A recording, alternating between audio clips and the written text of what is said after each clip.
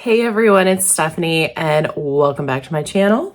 So today I'm here with my January wrap up. I only read 13 books in the month of January, so instead of doing what I've done in the past where I did my most recent reads, I just decided to do one big wrap up because my energy and mental health have just been kind of meh lately, so we're just gonna make it as easy as possible. So the first book that I finished in January is The Hobbit by J.R.R. Tolkien, and I read this for part of a buddy read on Tiffany's Patreon in preparation for reading the Lord of the Rings trilogy this year, and this is so good. It's just like coming home, and Dia described it perfectly. She said it was like coming home and slipping into some comfy pajamas and getting under a cozy blanket next to a fire.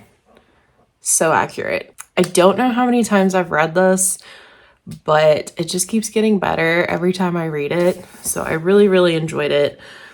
I really enjoyed this edition. It's got some original illustrations in it, and it also came with some maps. So it was just a really good time. Next, I read Murder in a Cape Cottage by Maggie Day. This is book number 4 in the Cozy Capers book group mystery series, and it's set in Cape Cod.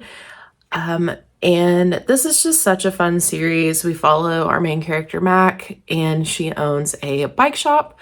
She's also in a cozy mystery book club, so we get a lot of like name dropping or book title dropping for other cozy mystery series and authors, which is always fun.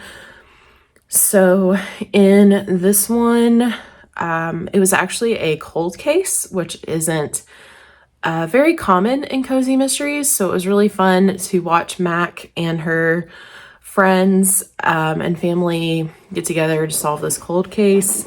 So I had a really good time with it. And I immediately moved on to the next one, Murder at a Cape Bookstore, which is book number 5. And in this one, it's centered around a festival, and the Chamber of Commerce director is found pinned beneath a toppled bookshelf in the book nook, and people have to band together and figure out what happened to him. So that one was also really fun. It's just a really fun setting in Cape Cod and a really fun cozy mystery series. Pacing was really good. The mystery was really fun. So I do recommend that book series. I also finished The Infinite, which is the Outside book number 3, the trilogy. And this was so much fun. I am horrible at finishing series, which if you've watched my channel or you know me, I'm horrible at finishing them. I either don't want them to end, or I spend way too long between books and then I have to start over. It's a problem. But this one, I really enjoyed it, and I read the whole trilogy within like a 2-3 week span. So I really just ate it up. It was a really cool, inventive sci-fi trilogy. The Infinite was a really good conclusion. I was really happy with the way the author wrapped things up. Everything that I wanted in books 1 and 2, she really built upon in this last one. And it was just really good. Really good. So a very solid conclusion to a really fun sci-fi series. Next, I read The Surviving Sky by Kritika Rao. I'm so sorry if I mispronounced that. This is book number 1 in the Rages series. This one was really mixed for me. I absolutely loved the world building. It was so cool. And it's set in this really lush world with like planet-wide jungles and floating cities, cataclysmic storms. And it actually, the world kind of reminded me of Jasmine Throne by Tasha Suri. Like, the world is also very much a character. And we've got the last refuges of humanity, their planet-made civilizations, and tradition, technology play a huge role in this world. It was advertised as sci-fi, and honestly, it felt more like a fantasy with sci-fi elements in it. We follow two characters. They're a married couple, and their marriage is on the rocks. And while everything else is going on in this world, and the world is potentially coming to an end, they're going back and forth about their relationship. It had a really strong start. The middle kind of slagged because I just got really tired of the back and forth. And if they would just have stayed in a room and just had it out, and somebody like locked them in and wouldn't have let them out until they solved their marital issues, be it get back together and work on it, or we're getting a divorce, that's that, I would have been happy with that. The relationship drama got really old, but the world building was incredibly cool and inventive, and I did enjoy that aspect of it. And I did enjoy the ending. I thought was really cool. It felt a hair too long at the end. And I think it's just because I was so over the relationship drama that I was ready to finish the book. But I did like it enough that I plan on continuing the series whenever the next book comes out, because it was really, really cool. Next, I read Deadly to the Core by Joyce Trammell. This is book number 1 in the Cider House Mystery series. It's a brand new cozy mystery series set in an apple orchard. Our main character, Kate, lost her husband in a car crash, and so she has learned she inherited a fruit orchard in Pennsylvania from her great uncle, and so she takes this as an opportunity to start over. As per usual with cozy mystery series, it's got a lot of really good characters. It's got a fun mystery. I really enjoyed the fruit orchard setting, and overall it was a really good time. So I'm very excited to read the next book in the series when it comes out. I also read Honeymoons Can Be Hazardous by Amanda Flower. This is book number 4 in the Amish Matchmaker mystery series. Again, it's a cozy mystery, really fun mystery, really fun characters, set in an Amish town, which is really, really fun. We have some crossover with some characters from the Amish Candy Shop series by Amanda Flower, and it's just one of those series that I really enjoy reading. It's just cozy, it's fun, just really lighthearted, a really good palate cleanser. So highly recommend that series, and this one was a really good installment. And I also finished, finally, I finished House of Chains. I finished, and I tabbed so much. Like, I wasn't even annotating this. I just tabbed, like, this feels important. This is a great quote. I really love this scene. This person really irritated me. And then just, like, a couple notes for things that happened. I do have a full spoilery vlog of my experience reading this. The too long didn't read version.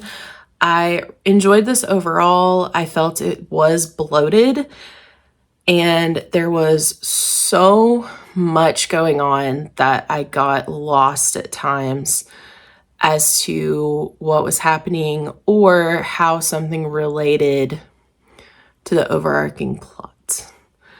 That being said, I do think it's one of those that I will appreciate more on reread.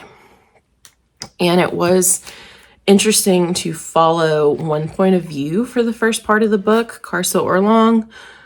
He was definitely an interesting character, but yeah, out of the 4, it's my least favorite. But I think it'll be interesting rereading it after I finish the 10-book series and see what I think then.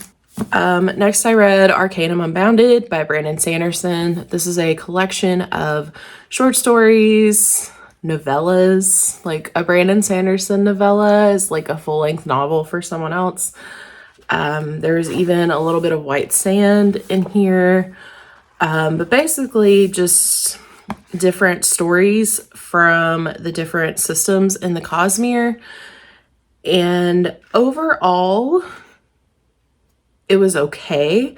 I did have some favorites. I really enjoyed Emperor's Soul. I loved that one.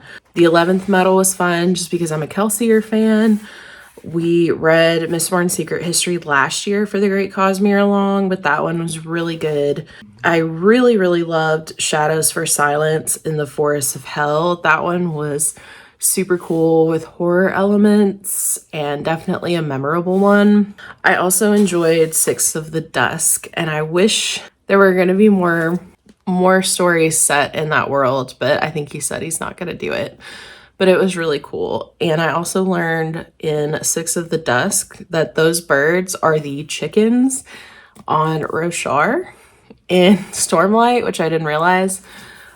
So it was fun to see some Easter eggs, and it was really fun discussing it with Angela, Roger, and Jesse.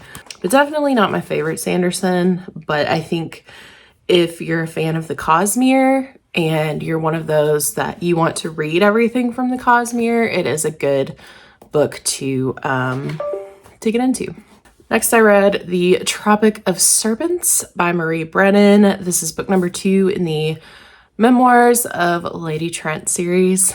So it's very like dragons in the Victorian era with the snarkiness of Jane Austen, but kind of amplified. I really enjoyed it. I love watching her or reading about her exploring things, new creatures in the world, dragons, her interactions with the locals. And I also really enjoyed the smaller discussion of when you're a mother, but you don't want to devote your whole life to being a mother. I thought was a really interesting discussion to be brought up in this book. So really enjoyed it, and I'm looking forward to continuing on with the series. Next, I had an e-arc of Faebound by Sarah L. Arifi.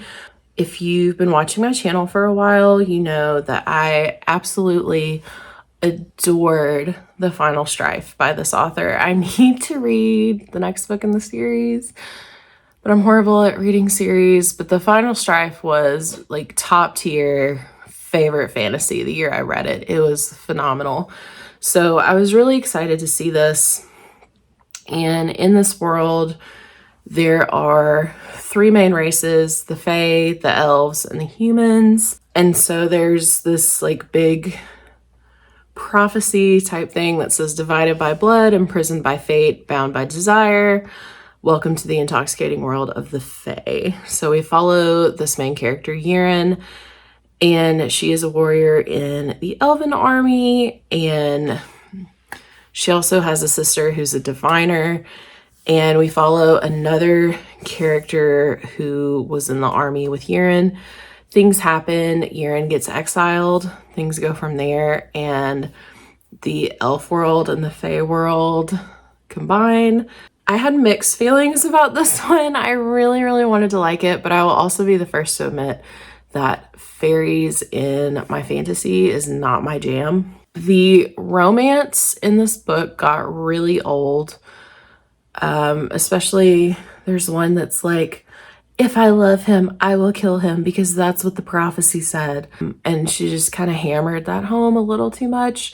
But the actual world was really cool. I loved the world building. I loved seeing the characters interact with each other, especially the characters from like opposite sides of the war. And I was really happy with the conclusion of it. So I am really excited to read the next book in the series.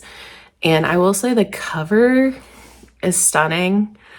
So I do recommend it. I didn't like it as much as The Final Strife, but it was a good time. Next, I continued my Eliot era with The Mill and the Floss by George Eliot. So I read this with a group of people from Kate Howe's Victorian Literature Book Club. We have just decided we're going to finish reading the rest of Eliot's works together, and it's been so great. So for this one, we read 2 chapters a day, and I really think that's a really good plan for reading George Eliot. She can ask a lot of the reader sometimes.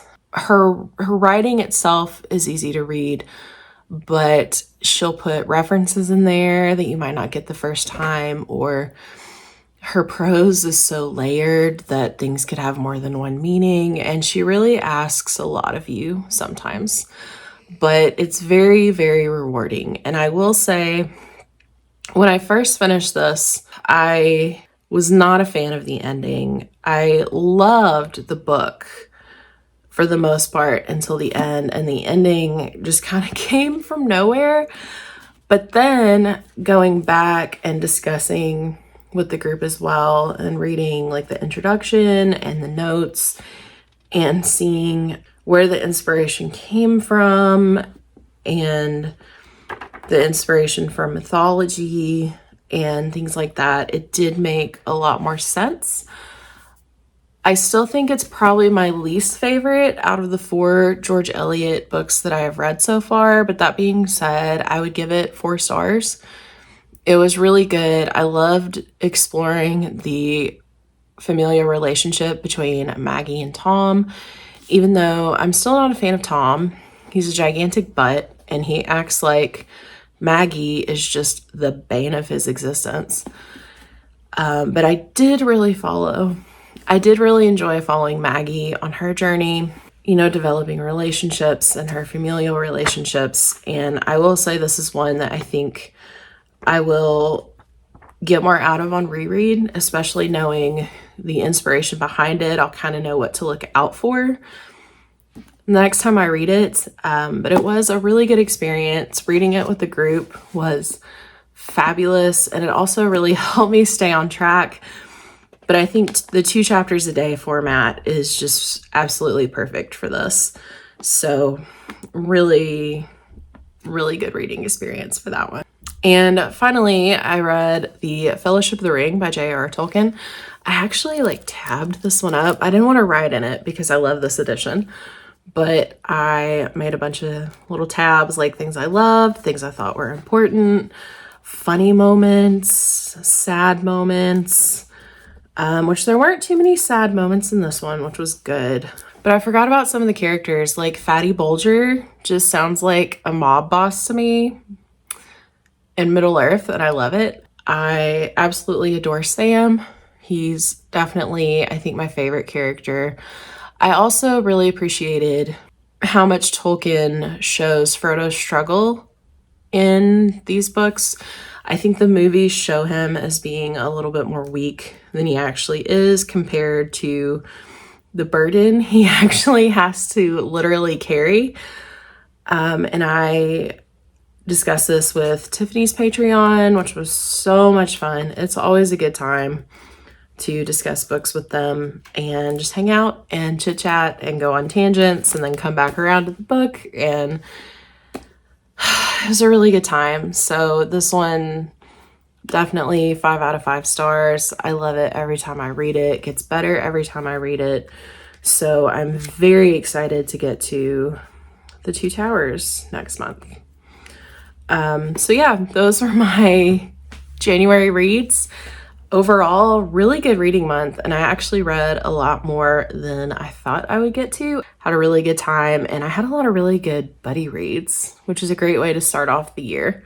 So have you read any of these? If so, let me know. What was your favorite book that you read in January?